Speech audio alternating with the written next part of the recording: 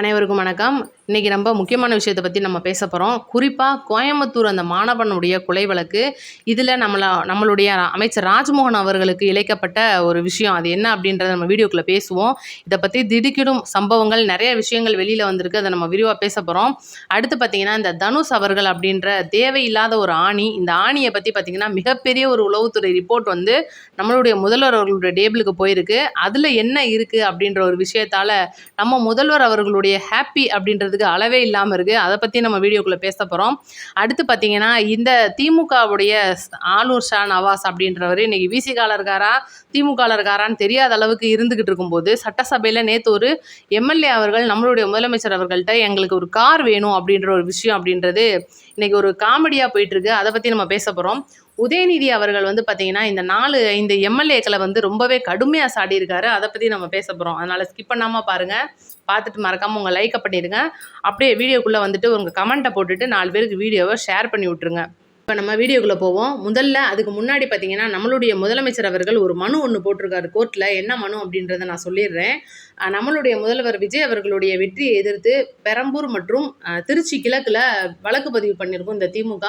இந்த மனுக்களை உடனடியாக நிராகரிக்கணுன்ற ஒரு கோரிக்கையை நீதிமன்றத்துக்கு முன் வச்சு நம்மளுடைய முதல்வர் விஜய் அவர்கள் ஒரு மனுவை தாக்கல் பண்ணியிருக்காரு. இன்னைக்கு ஆட்சி சிறப்பாக நடந்துகிட்டு இருக்கு அப்படின்றத மேற்கோள் காட்டி நிறைய விஷயங்கள் பண்ணுறதா இருக்காங்க. அதை பற்றி நம்ம பேசுவோம். சட்டசபையில் இப்போ பார்த்தீங்கன்னா திமுக அப்படின்ற ஒரு கட்சியோடைய இவ்வளோ நாள் ஏமாத்து வேலை அந்த நேரலை மூலியமாக நம்ம பார்க்க முடியாததை இன்றைக்கி நம்ம எல்லாத்தையும் பார்த்துட்டு இருக்கோம். அப்படின்றத தாண்டி இந்த ஒரு நேரலை இவ்வளோ நேரம் நீடிக்கிறது, எங்களுக்கு வந்து சட்டசபையை 2 மணிக்குள்ளே நீங்கள் முடிச்சாகணும்னு சொல்லிட்டு திமுக எம்எல்ஏக்கள் நம்மளுடைய தமிழக வெற்றி கழக அமைச்சர் புசியானந்த் அவர்களிடம் கெஞ்சிய ஒரு சம்பவங்கள்லாம் நடந்திருக்கு. அது என்ன ஏது அப்படின்றத நான் போக போக சொல்கிறேன்.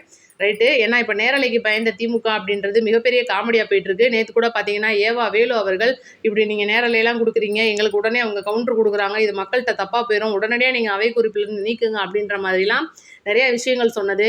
எம்ஆர்கே பன்னீர்செல்வம் அவர்களை நம்மளுடைய உதயநிதி அவர்கள் பார்த்தீங்கன்னா அப்படியே தாவேகா மேல் அப்படியே கடுமையான குற்றச்சாட்டுகள்லாம் நீங்கள் முன்வைக்கணும் அப்படின்னு சொல்லும்போது அமைச்சர் ரகுபதி முன்னாள் அமைச்சர் ரகுபதி மற்றும் எம்ஆர்கே பன்னீர்செல்வம் வேளாண் துறை முன்னாள் அமைச்சர் சக்கரபாணி முன்னாள் அமைச்சர் கூட்டுறவுத்துறை அமைச்சர் இவங்கெல்லாம் பார்த்தீங்கன்னா நம்மளுடைய தமிழக வெற்றி கழகத்துக்கு டஃப் கொடுக்குறோம் அப்படின்னு நினச்சிக்கிட்டு ஒரு காமெடி பீஸாக நடந்த சம்பவங்கள்லாம் நம்ம பார்த்துருப்போம். கலகலன்னு முதல்வர் சிரித்த விஷயம்லாம் நடந்துச்சு. இதனால பார்த்தீங்கன்னா உதயநிதி அவர்கள் ரொம்பவே டென்ஷனில் இருக்கார் அப்படின்றதும், ஒருவேளை இவங்கெல்லாம் செட்டிங் பண்ணி வச்சுட்டு வந்திருக்காங்களோ அப்படின்ற ஒரு சந்தேகத்தில் இருக்கிறதா வந்து ஒரு தகவல் வந்திருக்கு. ஏன்னா ஆவுன்னா ஏறி அடிக்கிற ஏவா வேலுவே இன்னைக்கு அமைதியாக போயிட்டு இருக்காரு அப்படின்றது தான் இன்னைக்கு உதயநிதியோட சந்தேகம். அவருடைய அப்பாட்ட போய் கம்ப்ளைண்ட் பண்ணியிருக்காரு. அப்பா இவங்கெல்லாம் நம்மளை ஏமாத்திட்டாங்கப்பா அப்படின்ற மாதிரி ஒரு காமெடி. ரைட்டு. இப்போ முக்கியமான விஷயத்துக்கு வருவோம். இப்போ பார்த்தீங்கன்னா கோயம்புத்தூர் விஷயம் இன்றைக்கி ரொம்பவே வந்து வைரலாக போயிட்டுருக்கு. அது என்ன ஏது அப்படின்றது மிகப்பெரிய ஒரு சந்தேகத்தை கிளப்புற மாதிரி வந்திருக்கு. ஒரு 19 வயசு பையன் அமுதன் அப்படின்றவன், அவனுடைய அப்பா பேர் கென்னடி, அம்மா பேர் சுமதி. இப்போ பார்த்தீங்கன்னா அந்த பையனுக்கு நடந்த ஒரு கொடுமை, இழைக்கப்பட்ட அநீதின்னு சொல்லணும். அந்த பையன் வந்து ஹிந்துஸ்தான் நிறுவனம் நடத்துகிற மிகப்பெரிய ஒரு கல்லூரி கோவையில் பார்த்தீங்கன்னா சிவில் இன்ஜினியரிங்கில் 3rd இயர் படிச்சுட்டு இருக்கிறாப்புல. இந்த பையனுடைய நண்பர்கள் அப்படின்ற ஒரு 14 பேர் வந்து இந்த கேஸில் மிகப்பெரிய அளவில் சிக்கியிருக்காங்க. கல்லூரி நிர்வாகம் அவங்கள காப்பாத்துதா அப்படின்றது தான் ஒரு மிக முக்கியமான கேள்வி. முதல்ல என்ன நடந்திருக்கு அப்படின்றத சொல்லிடுறேன். இந்த பையன் போன மாதம்தான் வந்து அந்த விடுதியோட அந்த பையன் தங்கியிருக்கிற விடுதியோட சமையலர்கிட்ட ஒரு மிகப்பெரிய பஞ்சாயத்து பண்ணி 2 பேருக்கும் அதுக்குள்ள அண்டாயாகி போய் இந்த பையனை கல்லூரியிலேருந்து 1 வாரம் சஸ்பெண்ட் பண்ணி வச்சுருந்துருக்காங்க. அந்த பையன் ஊர்லேருந்து திரும்பி ரிட்டர்ன்லாம் வந்து நல்லபடியாக தான் போயிட்டுருக்கு. இதனாலேயே பிரச்சனை எதுவும் தம்பி பண்ணிடக்கூடாது அப்படின்றதுக்காக அம்மா அப்பா அடிக்கடி வந்து ஃபோனில் விசாரிச்சுக்கிட்டே இருந்திருக்காங்க. என்னப்பா சரியாக இருக்கீங்களா, ஒன்றும் பிரச்சனை இல்லை, இந்த மாதிரி பண்ணிகிட்டே இருக்கும்போது திடீர்னு பார்த்தீங்கன்னா நைட்டில் செல்ஃபோன் பஞ்சாயத்து ஒன்று வந்துடுது. பக்கத்தில் இருக்கிற ரூமுக்குள்ளே இந்த பையன் போய் யாருடைய ஃபோனையும் வந்து பிடுங்கிடுறான் அப்படின்ற ஒரு சந்தேகம். அதுதான் வந்து விஷயமா போகுது. உடனே பார்த்தீங்கன்னா அந்த பிடுங்கப்பட்ட ஃபோனோட சொந்தக்கார பையன் சில பையங்களை கூப்பிட்டுட்டு இந்த பையனை வந்து ஒரு இடத்துல நீ அழைச்சிட்டு வா, நம்ம வந்து வெளி இடத்துல வச்சு நம்மளை நல்லா அடிச்சு விட்ருவோன்னு சொல்லிட்டு ஏதோ பேசி பிளான் பண்ணி 4ஆம் ஆண்டு மாணவர்களோட இந்த பையன் பைக்கில் போகிறதா அங்கே சில பேர் பார்த்துருக்காங்க. அது அந்த கல்லூரி வளாகத்தில் இருக்க சிசிடிவிலேயும் இருக்குது அப்படின்ற ஒரு தகவல் வந்திருக்கு. அப்போ 4ஆம் ஆண்டு மாணவர்களுடைய பைக்கில் போன இந்த பையன் ஒரு பின்னாடி இருக்கிற மர்மமான இடத்துல வச்சு கம்பி மற்றும் இரும்பு ராடால் தாக்கப்பட்டு கொலை அடிச்சிடுறாங்க அப்படின்றதும், ரூமுக்கு வர்றான், வந்த கையோட ரொம்ப அடி வாங்கிட்டு வந்த கையோட நைட்டில் அந்த பையனுக்கு மூச்சு திணறல் ஆகுது, மூக்குலேருந்து ரத்தம்லாம் வந்துடுற மாதிரி ஆயிடுது. உடனடியாக கல்லூரி நிர்வாகம் இந்த பையன் ஏதோ உடம்பு சரியில்லாமல் இந்த மாதிரிலாம் ஏதோ பிரச்சனை கேங் வாரா நடந்திருக்கு அப்படின்னு நினச்சிட்டு பார்த்தீங்கன்னா, ஹாஸ்பிட்டல்லலாம் வச்சு பண்றாங்க. இதுக்கப்புறம் தான் வந்து மிகப்பெரிய விஷயமே தெரிய வருது. என்ன அப்படின்னா, அந்த பையன் வந்து இந்த மாரிலாம் கேங் வார் கிடையாதுங்க. இந்த பையன் வந்து கல்லூரியில அதிகமா கஞ்சா புழக்கங்கள் ஏற்படுத்திக்கிட்டு இருக்குதுன்னு சொல்லிட்டு பிரின்சிபல்ட்ட போய் கம்ப்ளைண்ட் பண்ணியிருக்கான். ஆனா பாருங்க, பிரின்சிபல் வந்து அத கண்டுக்காம, அந்த கஞ்சா விட்டு ஒருவேள அவரும் கூட இருப்பார் போலுக்கு அப்படின்ற மாதிரியா வந்து சொல்றாங்க. அந்த பையன் அந்த சொன்ன கம்ப்ளைண்ட்ட அப்படியே காத்துல பறக்க விட்டுர்றாரு. காத்து வாக்குல உண்மையிலேயே கஞ்சா விக்கிறவங்களுக்கு இந்த நியூஸ் போயிருது அப்படின்றது சந்தேகம். யாருடைய சந்தேகம்னா, அப்பாவுடைய சந்தேகம். ஏன்னா, அப்பாகிட்டயும் இந்த பையன் சொல்லியிருக்கான். ரைட்டா? இப்ப இந்த பையங்க கஞ்சா விக்கிறது இந்த பையன் வெளியில சொல்லிடுறானே அப்படின்ற ஒரு கோவத்துல இந்த பையனை வந்து இது மாதிரி பண்ணிடுறாங்க அப்படின்ற ஒரு சந்தேகமும், இதுக்கு கல்லூரி நிர்வாகம் துணை போகுதா அப்படின்றது தான் மிகப்பெரிய ஒரு விஷயமா இங்க வந்து பேசப்படுற ஒரு விஷயமா இருக்கு.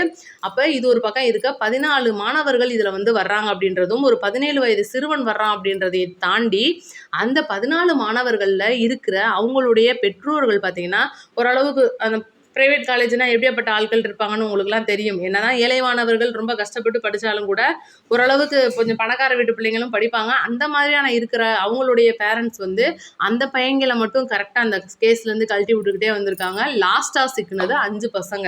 அப்ப கூட்டிட்டு போனது யாருன்னு வரல. விடுதி சமையலர் இதுல எங்கேருந்து வர்றாருன்னு தெரியல.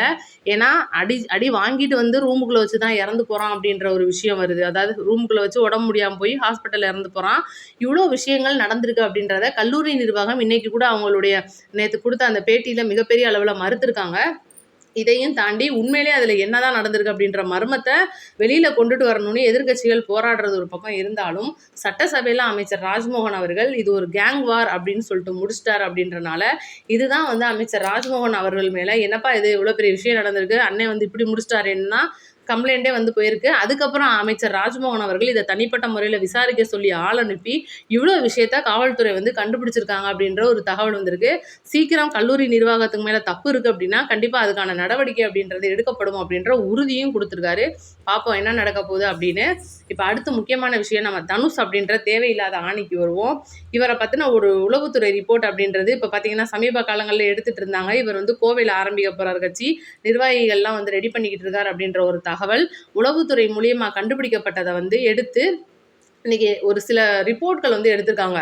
என்னப்பா ஆள்லாம் இருக்காங்களா? என்ன மாதிரியான ஆட்கள்லாம் சேருவாங்க அப்படின்னு எடுக்கும்போது, கிட்டத்தட்ட பார்த்தீங்கன்னா, எப்படி பார்த்தாலும் தனுஷ் அவர்கள் ஒருவேளை இடைத்தேர்தல் ஆள் நிப்பாட்டினார் அப்படின்னா, கண்டிப்பா ஒரு தொகுதிக்கு ஒரு 200 ஓட்டு விழுந்துரும் அப்படின்ற ஒரு மிகப்பெரிய தகவல் கிடைச்ச உடனே, நம்மளுடைய தமிழக முதலமைச்சருக்கு இந்த அறிக்கைய உடனடியா சொல்லியே ஆகணும். "அண்ணே 200 ஓட்டாம்ண்ணே ஒரு தொகுதியில விழுந்துருமாம்ண்ணேன்னு" சொல்லிட்டு உடனடியா உளவுத்துறை ரிப்போர்ட் ரெடி பண்ணி டேபிள் மேல வச்ச உடனே, அது சில பேர்களுக்கு கண்ல பட்டு மிகப்பெரிய கொண்டாட்டத்துல இருக்காங்க.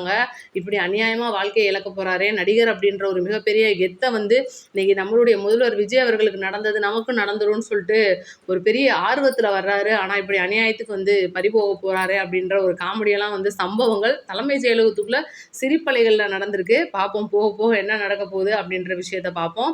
அடுத்து இப்ப ஆளூர் நவாஸ் அவர்களுக்கு வருவோம். இவர் வந்து சமீப நாட்களா திமுகவுக்கு அதிகமா பேசுறாரு. காரணம் விசிக அவர்கள்ட்ட வந்து சீட்டு தரல. குடுக்கப்பட்ட 8 சீட்ல அண்ணனுக்கு சீட்டு ஒதுக்கல அப்படின்றது தான் இன்னைக்கு மிகப்பெரிய கோபம் அப்படின்ற ஒரு தகவல். ரைட்டா?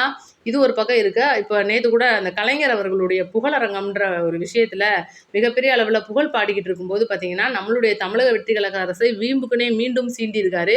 இவரு சீண்டுனா சீண்டிட்டு போட்டுங்க நமக்கு என்ன அப்படின்றத தாண்டுனா, திருமாவளவன் ஏன் இதுக்கு வந்து வாய அடைச்சிருக்காரு? அப்போ ஒருவேளை பேச சொல்லி வேடிக்கை பார்க்குறாரா? இல்ல நீ பேசி பேசியே நம்ம கலண்டு போயிருவோம்னு யோசிக்கிறாரா? இல்ல ஒருவேளை ஆளூர் நவாஸ் விசி கலந்து போயிட்டாரா? துணை செயலாளர் பதவி வேண்டாம் அப்படின்னு வந்து போயிட்டாரா? அப்படின்ற ஒரு சந்தேகம் இருக்கும்போது, இல்லங்க அவர் திமுகல மாறி ரொம்ப நாள் ஆயிருச்சு. ஆனா இன்னும் விசிகால நீடிச்சுக்கிட்டு இருக்காரு. திருமாவளவன் தான் வந்து இன்னும் நடவடிக்கை எடுக்காம இருக்காரு. ஆதவ அர்ஜுனா விசிகால இருக்கும்போது திமுகவ பேசின ஒரு காரணத்துக்காக நடவடிக்கை எடுத்தாங்க. அதனால தான் அவர் கட்சிய விட்டு வெளியில வந்தாரு. அப்படின்ற ஒரு மிகப்பெரிய பேர் இருக்கிற ஒரு கட்சிய, இப்படி ஆளூர் ஷானவாஸ் வந்து கெடுத்துக்கிட்டு இருக்காரே, அப்ப இதெல்லாம் திருமாவளவனுக்கு தெரியாமையா இருக்கும் அப்படின்ற ஒரு மிகப்பெரிய சந்தேகத்தோடையும், இந்த கூட்டணி அப்படின்றத எப்படியாவது உடைக்கணும். என்னதான் மக்களே நாங்க கூட்டணியில இருந்தாலும் அங்க இருக்கிற தவறுகள் நடக்குதோ இல்லையோ, நாங்க சொல்லிக்கிட்டே இருப்போம் அப்படின்னு விசிகா மீண்டும் மக்கள்ட்ட நிரூபிக்க விரும்புதா? இதெல்லாம் தாண்டி திருமாவளவன் அவர்கள் போடும் இரட்டை வேடமா அப்படின்னு சொல்லி தான் நீங்கள் மக்கள் வந்து கேள்வி கேட்டுட்டு இருக்காங்க. இது ஒரு பக்கம் இருக்கு. இதே விசிகாவை சேர்ந்த எம்எல்ஏ ஒருத்தர் சட்டசபையில் ஒரு கேள்வி கேட்குறாரு. ஐயா முதல்வர் அவர்களே, எங்களால் வாடகை வண்டியில் போயிட்டு வர முடியல, நாங்களாம் காலுக்கு செருப்பு கூட மாட்ட முடியாத ஒரு சூழ்நிலையில் இருக்கோம். அதனால் எங்களுக்கு வந்து கார் வச்சு எங்களுக்கு கூட ஒரு பிஏவும் போட்டு கொடுத்தீங்க அப்படின்னா எங்களுக்கு கொஞ்சம் வசதியாக இருக்கும் வேலையெல்லாம் பார்க்க அப்படின்னு சொல்லி ஒரு விஷயத்தை முன்வைக்கிறாங்க. இது விசிகாவுடைய எம்எல்ஏக்கள் அப்படின்றத தாண்டி நம்மளுடைய முதல்வர் விஜய் அவர்கள் இது வந்து ஒரு கருத்தில் எடுத்துக்கிட்டு கண்டிப்பாக வந்து நம்ம ஆலோசனை பண்ணி ஒரு முடிவெடுப்போம் அப்படின்ற ஒரு தகவலும் வந்து சொல்லியிருக்காரு. பார்ப்போம் என்ன நடக்க போகுதுன்னு, அவங்களுடைய கோரிக்கை நிறைவேறுமா அப்படின்றதையும் பார்ப்போம். அடுத்தடுத்து நிறைய விஷயங்களோட நம்ம வீடியோவில் வந்துடுறேன். மறக்காமல் நோட்டிஃபிகேஷன் ஆன் பண்ணி வைங்க. நம்ம வீடியோவுக்கு உங்களோட கமெண்ட்டை சொல்லிடுங்க. நன்றி, வணக்கம்.